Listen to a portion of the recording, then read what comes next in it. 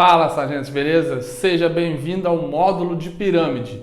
Então agora vai vir uma sequência de aulas onde a gente vai detalhar o poliedro pirâmide. E a pirâmide tem uma característicazinha muito especial e cai bastante na sua prova. Então peço que você tenha bastante atenção aqui. São muitos detalhes, são muitas fórmulas, umas mais chatinhas que as outras, mas que a gente vai deduzindo, vai chegando em algumas conclusões, de forma de que quando você abordar uma questão, isso vai facilitar bastante a sua resolução. Bacana?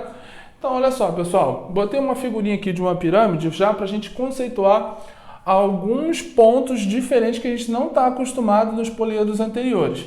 Então, a gente vai ter um vértice, um ponto qualquer, ok? Fora do plano da base. A gente tem aqui um plano, o plano onde está esse polígono, né? No caso aqui a gente tem um hexágonozinho e tem um outro ponto. E aí quando eu ligo esse ponto ao lado do polígono, a gente forma essa pirâmide. Lembrando que esse ponto aqui está fora desse plano, o que possibilita a formação dessa pirâmide. E aqui a gente tem uma pirâmide oblíqua, tá? Ela não está reta. A gente vai ter dois tipos de pirâmide que podemos classificar, a oblíqua e a reta. A reta, a altura da pirâmide, que é esse segmento que eu coloquei aqui vermelhinho, ele vai bater exatamente no centro do polígono. Na maioria das nossas questões, nós vamos trabalhar com pirâmides regulares, ou seja, o polígono da base é um polígono regular, ou seja, todos os lados iguais. Não diferente do que a gente tem lá nos prismas, no paralelepípedo, a gente tem a base. A base vai ser o polígono.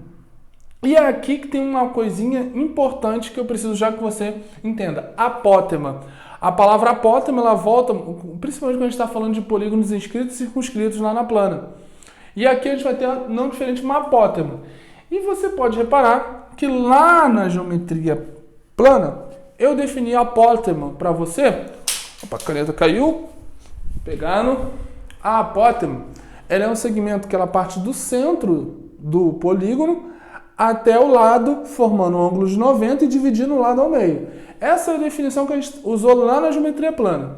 Aqui eu prefiro que nesse primeiro momento você aceite essa informação que eu vou explicar por que isso aqui pode ser chamado de apótema.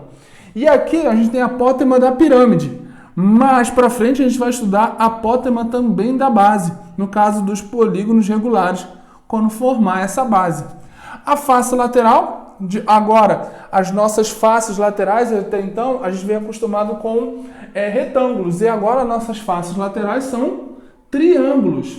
Todas as nossas faces laterais são triângulos.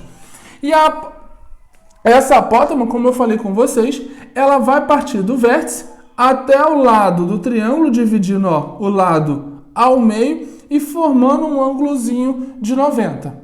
Bacana? As pirâmides elas podem se dividir em pirâmide triangular, quadrangular, pentagonal. A gente pode ter hexagonal. A gente vai trabalhar principalmente essas duas aqui. Ah, Vênus, você não vai trabalhar a hexagonal? A hexagonal é o mesmo princípio lá do nosso prisma. Então eu não preciso fazer tantas considerações. Aqui que eu vou fazer mais considerações. Aqui eu vou trabalhar algumas questões, porque cai em prova. E aqui, principalmente, que é a figurinha emblemática, que cai bastante em prova, que é o nosso tetraedro.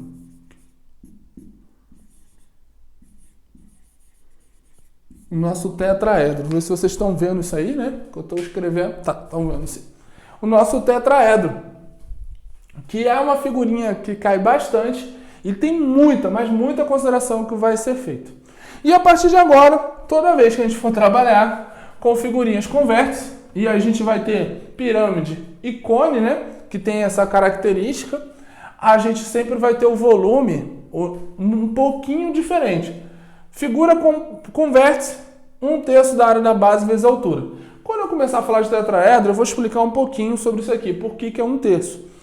Nesse primeiro momento, eu preciso que você já olhe e decore. Sempre que estiver falando principalmente pirâmide e cone, a gente vai estar trabalhando sempre com 1/3 da área da base vezes a altura para calcular o volume desse sólido. Ok, pessoal? Então, a próxima aula a gente vai começar a inserir o conteúdo de tetraedro.